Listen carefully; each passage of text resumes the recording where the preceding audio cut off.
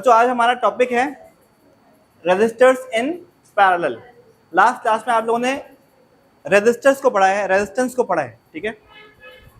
अब इसको समझते हैं इस तरीके से कि हर एक एपरेटस जो होता है, हर एक डिवाइस जो होती है जो आप घर में यूज कर रहे हैं, जैसे फैन, लाइट, ठीक है, इसके अलावा कोई मोटर यूज कर रहे हैं आप, पानी की मोटर, ये सब जो है रेजिस्टेंस हैं, सब रेजिस्टर्स हैं। क्या ये सब रेजिस्टेंस हैं? इन रेजिस्टर नहीं बोलेंगे। रेजिस्टर जो होता है वो खास तौर पे लगाया जाता है करंट कंट्रोल करने के लिए, करंट रोकने के लिए। लेकिन ये सारे जो अप्लायंसेस हम यूज कर रहे हैं घरों में, ये सब रेजिस्टेंस है, क्योंकि करंट कंज्यूम कर रहे हैं, करंट इस्तेमाल कर रहे हैं, करंट रोक रहे हैं। मेरी बात में आ गई? अब ये अप्लायंसेस जो हम यूज कर रहे हैं बच्चों, ये आपस में कैसे जुड़े हुए हैं? दो ही तरीका है जोड़ने का, एक सीरीज और दूसरा पैरेलल। घरों में जो हमने वायरिंग की हुई है, क्या लगता है आप लोगों को, सीरीज है पैरेलल है? ऐसा ही पूछ रहा हूँ, अभी तो टॉपिक शुरू भी नहीं हुआ, मेरा सवाल है सिर्फ आपसे, क्या लगता है आप लोगों को, ये सीरीज है पैरेलल है? चलो दोनों जवाब आ रहे हैं, ठीक है। मैं पहले ही जवाब दे दूं या बाद में जवाब दूं, बताइए। पहले जवाब दूं या बाद में? देखो, अगर बाद में जवाब देंगे तो आपको समझ में आ जाएगा, ये पढ़ के समझ में आ जाएगा, ठीक है। पहले दे देंगे तो फिर ये सारा का सारा जो हमारा जो है ना, ये रिदम टूट जाएगा, ठीक है। पहले जवाब दे दिया, ठीक है। तो अभी इसका जवाब मिल जाएगा आपको, जब आप दोनों पढ़ लेंगे ना तो आपको पता जाएगा कौन सा घर में यूज होना चाहिए, कौन सा कॉम्बिनेशन घर में यूज होना चाहिए, आपको पता जाएगा, ठीक है। खैर आगे बढ़ते हैं बच्चों। पैरेलल में क्या होता है कि रजिस्टर्स जो होंगे वो इस तरह से कनेक्ट होंगे कि सब किसी दो कॉमन पॉइंट से जुड़े हुए हों। सारे के सारे रेजिस्टर्स किसी दो कॉमन पॉइंट से क्या हो, कनेक्टेड हो। देखिए R1, R2 और R3 तीनों A और B से जुड़े हुए हैं। They are sharing two common points, therefore they are connected in parallel, ठीक है। पैरेलल के लिए खास बात क्या है कि रेजिस्टर्स सारे के सारे किसी दो कॉमन पॉइंट से कनेक्टेड हो, ठीक है। अब यही दो पॉइंट है जिससे आगे बैटरी जुड़ी हुई, इस सिग्नल का नाम बैटरी है, ठीक है। सोर्स, बैटरी द सोर्स जो वोल्टेज दे रहा है, एनर्जी दे रहा है, करंट जो सप्लाई कर रहा है, ठीक है। ये बात समझ में आ गई बच्चों? तो पहला पॉइंट जरा देखिएगा क्या लिखा हुआ है, resistors are said to be connected in parallel when they share two common point, ठीक है। ये बात समझ में आ गई? अब दूसरा पॉइंट बच्चों, मैं अगर आपसे कहूं कि बच्चों पैरेलल में तमाम रेजिस्टर्स में वोल्टेज पोटेंशियल डिफरेंस सेम होता है, तो आप मान लोगे? ये सवाल करोगे क्यों? बताओ, पहले तो मान लोगे ना, फिर सवाल करोगे नहीं करोगे? क्यों क्यों वोल्टेज सेम होता है? वोल्टेज सेम होता है पैरेलल में, मैं डायरेक्ट बता रहा हूं, लेकिन आपका सवाल होना चाहिए क्यों होता है। तो बच्चों इसलिए होता है कि बैटरी जो है वो इन दो पॉइंट से कनेक्टेड है और ये सारे रेजिस्टर्स भी इन दो पॉइंट जुड़े हुए हैं। तो इसका मतलब जो पोटेंशियल डिफरेंस इन दो पॉइंट पे आ रहा है वही इन सब में आ रहा है। जो पोटेंशियल डिफरेंस ए और बी पे है वही इन सब में, क्योंकि सब सारे रेजिस्टर भी ए और बी से जुड़े हुए हैं। जो पोटेंशियल डिफरेंस बैटरी में है वही ए और बी पे है और वही इन तीनों में है, क्योंकि तीनों रेजिस्टर्स ए और बी जुड़े हुए हैं, इसलिए सब में वोल्टेज क्या होगा, सब में पोटेंशियल डिफरेंस क्या होगा, सेम होगा। सेकंड पॉइंट समझ में आ गया? In parallel potential difference is same across all resistors, ठीक है। तीसरा पॉइंट बच्चों, जब करंट यहां से ट्रैवल कर रहा होता है, let's suppose we are talking about the conventional current, तो अगर करंट यहां से फ्लो हो रहा होगा तो हम ये कहते हैं ए पर पहुंचकर करंट के पास तीन रास्ते होंगे,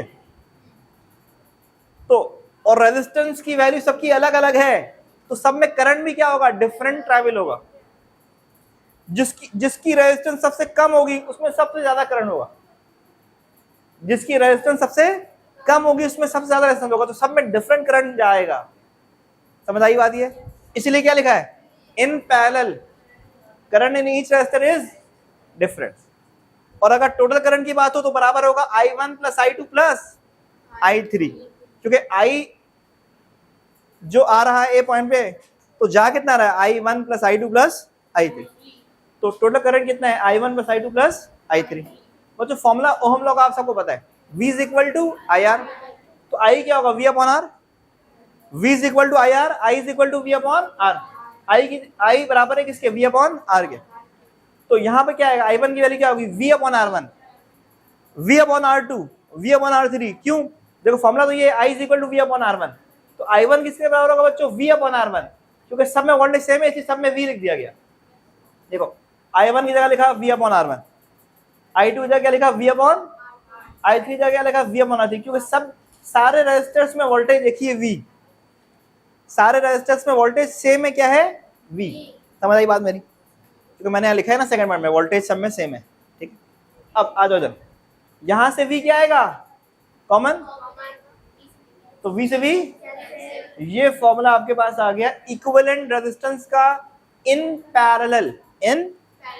तो अगर मैं आपसे कहूं आपके पास 3 रेजिस्टर्स हैं, डिफरेंट वैल्यू लेट कर लो, एक 5, एक 10, एक 15, तो जब आप इन तीनों को यहां पर रखेंगे और R निकालेंगे ना, तो आपके पास जो R की वैल्यू आएगी वो 5 से भी कम आएगी, क्योंकि रेसिप्रोकल है, क्या ये 5 से भी कम वैल्यू आ जाएगी। इसका मतलब पता क्या हुआ कि टोटल रेजिस्टेंस की वैल्यू डिक्रीज हो जाएगी अगर आप पैरेलल में कनेक्ट करेंगे।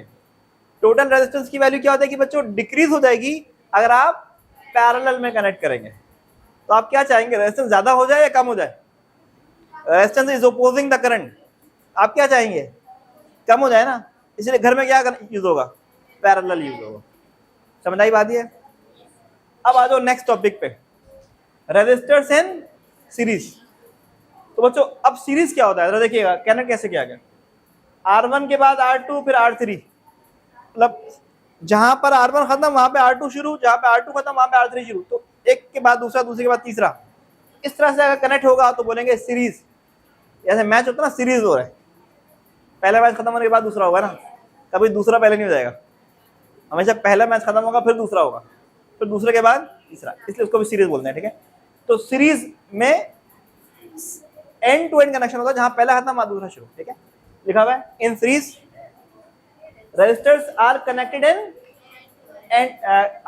And to end. अच्छा अब दूसरा बच्चों, सेकंड पॉइंट भी देखिएगा, जो करंट यहां से फ्लो हो रहा है ना बच्चों, वही करंट इन सब में से फ्लो होगा, मतलब I1 भी I होगा, I2 भी I होगा और I3 भी I। करंट सेम क्यों होगा, क्योंकि करंट के गुजरने का रास्ता क्या है, सेम है, सब में करंट सेम, जो करंट के पास गुजरने का रास्ता ही है, सब में करंट सेम जाएगा। तीसरा पॉइंट बच्चों, आपको दिख रहा होगा R1 कनेक्टेड है A और B से, R2 कनेक्ट है B और C से, R3 कनेक्ट है C और D से, तो सब अलग अलग पॉइंट से कनेक्टेड हैं, तो सब में वोल्टेज क्या होगा, डिफरेंट, सब में वोल्टेज क्या होगा, डिफरेंट। तो लिखा हुआ है in series potential difference in each resistor is different, ठीक है। अब नेक्स्ट, तो बैटरी का वोल्टेज किसके बराबर होगा, V1 प्लस V2 प्लस,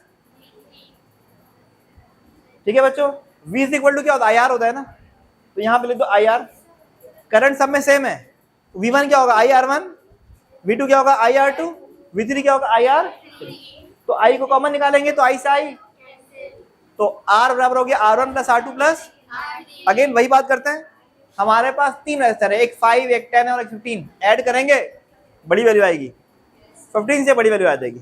तो यहाँ पर हम ये बोलेंगे कि सीरीज में लगाने से रेजिस्टेंस की वैल्यू क्या हो जा रही है, बढ़ जा रही है। तो इसको आप घर में यूज करेंगे, नहीं करेंगे, क्योंकि रेजिस्टेंस आप नहीं चाहते ज्यादा हो, आप चाहते हो रेजिस्टेंस क्या हो, कम हो। तो इसकी भी कहीं ना कहीं नीड पड़ेगी हमें। देखो हर चीज की जरूरत पड़ती है ना, कभी ज्यादा रेजिस्टेंस की नीड होती है, कभी कम की नीड होती है, तो जहां पे ज्यादा की नीड पड़ेगी वहां पे इसको यूज कर लेंगे। समझ आ रही बात। वो तो ये टॉपिक था हमारा, मुकम्मल हुआ रेजिस्टर्स इन सीरीज और रेजिस्टर्स इन पैरेलल।